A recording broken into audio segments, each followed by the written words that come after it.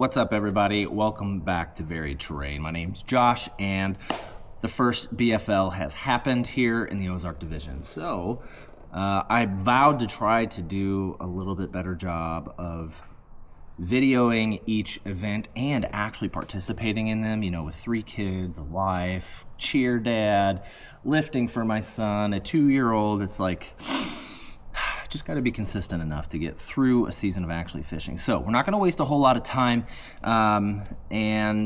so let's jump right into it. My partner was Tony from the Hill in St. Louis, imagine that, and really awesome dude, had a Vexus. I really liked the Vexus. It was a 2020 or 2019, 2021. Anyway, really nice ride. He had his boat immaculate. I love getting a boater and their boat is immaculate. And he wasn't like, you know, over the top about keeping it clean. Of course, I wasn't doing anything wrong to make it dirty, but I met Tony up at the gas station, actually, outside of PB2. The Casey's up the hill, and put my rods in there, met him real quick, rolled down to the ramp, hopped in his truck, let him go to the bathroom, put him in the water, went to park his truck, walked back, got into the boat.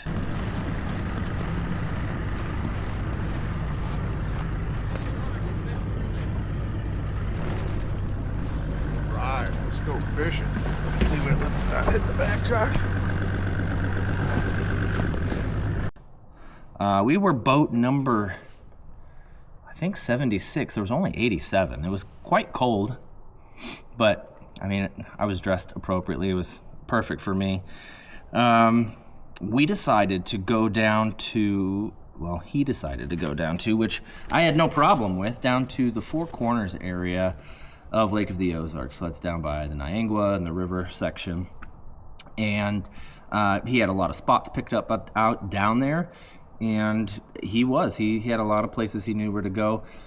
He was throwing an A-rig. We both kind of were early on. We didn't get really our first fish till almost 9 o'clock.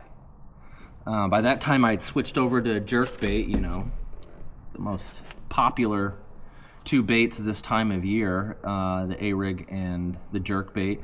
So I whipped out my 110, threw it up close to the bank, and caught like a 13-inch spot.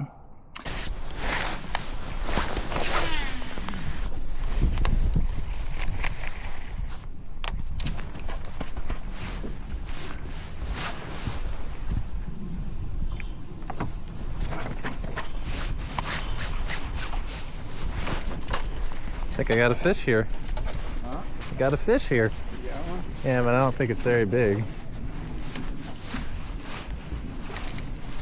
Of course, I say that, but I never know. I got it. It's fine.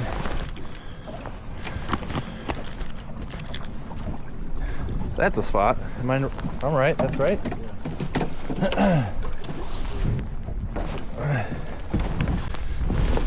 Come here, little 12. Gotta be 12. It is 12. He'll be the first one to go.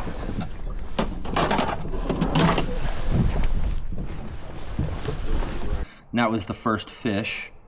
Went another hour, I think, and still throwing the jerkbait, kind of going back and forth between that and the A-rig, just kind of blindly throwing. The second fish kind of was off of a dock on a jerkbait, not really off of a dock, but related more to the structure of a dock. I kind of had not thrown right down the side of a dock, but I was kind of off, and it kind of came around towards the dock. So maybe it, you know, it did come off the dock a little bit. It was fish number 2. Barely got this guy. Thanks, Tony.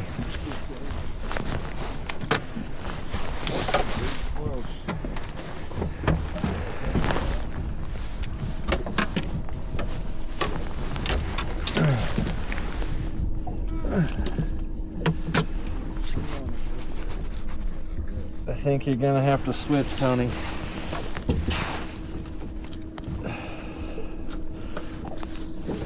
But the lips are red, though.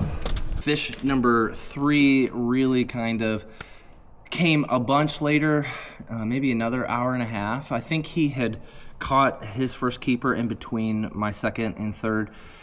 He had switched. I mean, he just wasn't getting any bites, and he decided to use the live scope early for the first 3 hours, and just live scope some of the brush piles and stuff that he was going to, but they just weren't committing. So he eventually actually got out a Carolina rig and had a purple and black, some type of crawl creature, and actually caught, I think, a 2.5 pound or something like that off of that. Just, real shallow to the bank, kind of an open rocky area.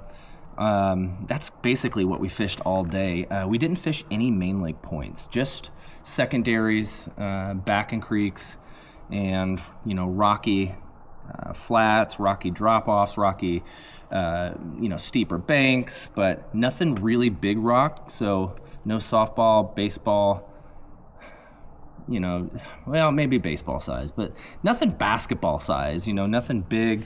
But all the fish were shallow. My last fish came on an A-rig. It was a diamond A-rig.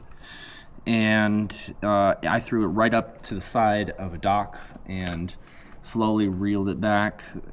Got my third fish there.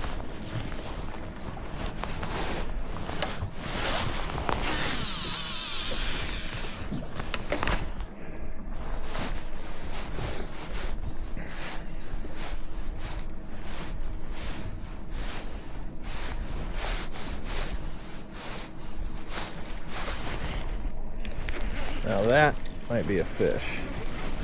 Not sure.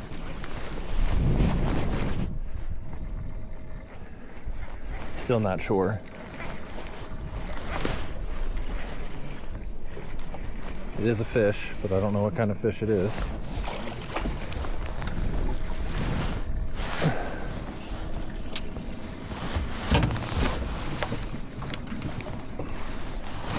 I expected more out of this guy.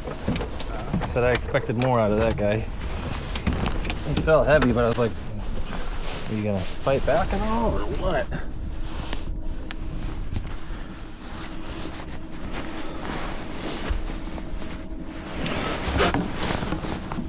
Oh, you.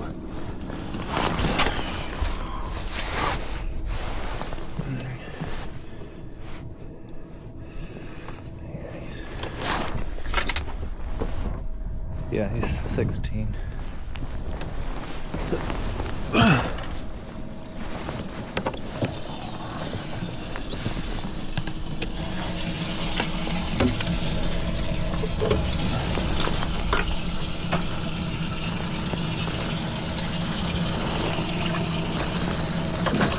Are you alive, bro? Come on.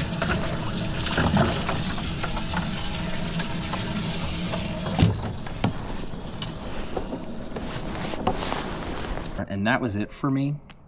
So as a co-angler, it was my full bag right there. I tried for the rest of the day. I tried out some other things when things slowed down. It was, it was a grind, like it seems like it always is for these tournaments. A couple things about this tournament. It was cold, not as cold as a February at Table Rock a few years ago, but it was cold in the 30s. Water temperature was 40, 41 degrees. And everything, like I said, was pretty shallow. We didn't even try to find suspended fish or anything deeper than, say, 15 foot, I would say. Jerkbait, A-rig. I was contemplating a crankbait, but felt like it was too early. Water temp 41, 42, 43. And yeah, so, that was it. It was a grind. Went back, got in the line. Joshua Ramsey, Columbia, Missouri on the co-angler side.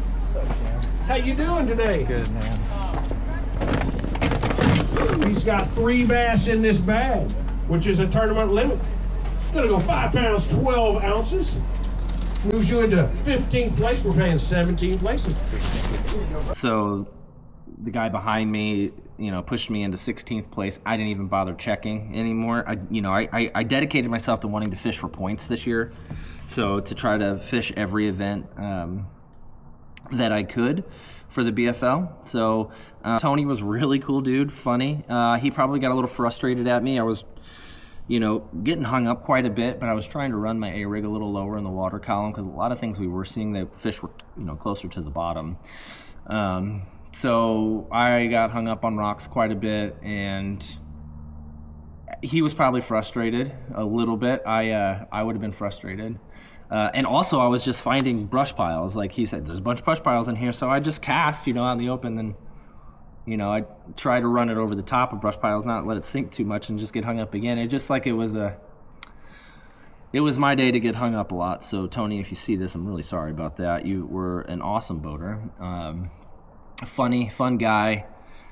Tell he likes to have a good time. Doesn't take himself too serious. Pretty awesome. So got him loaded up. He helped me take some stuff back to my truck, and that was it. So without making this too long of a video, I just want to keep you updated. And so the next thing I'm doing the Toyota event on March 10th at Lake of the Ozarks, and that'll be my first one. So I feel like I can compete at that level. I've had a bunch of boaters tell me that, there's really not a big difference between co-anglers and the BFL and the Toyota. So am I lighting $550 on fire? Maybe. But we're gonna see if we can do it. So if we do good, we'll keep going. Thanks for watching. I will report back to you closer to the Toyota event, and we'll keep you posted about that. All right. Thanks for watching. See you later.